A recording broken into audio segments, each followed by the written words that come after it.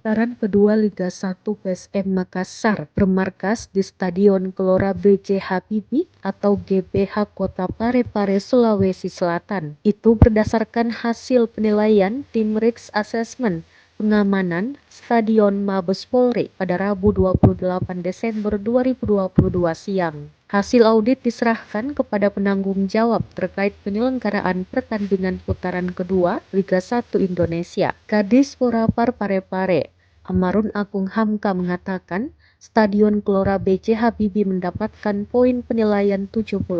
Ada 4 kategori penilaian Mabes Polri, yaitu kurang, cukup, baik, dan sangat baik. Alhamdulillah, Mabes Polri menilai stadion dapat nilai 74,20 dengan kategori baik, katanya. Dengan poin ini, PSM Makassar memastikan diri akan bermain di Stadion GBH Parepare di putaran kedua Liga 1.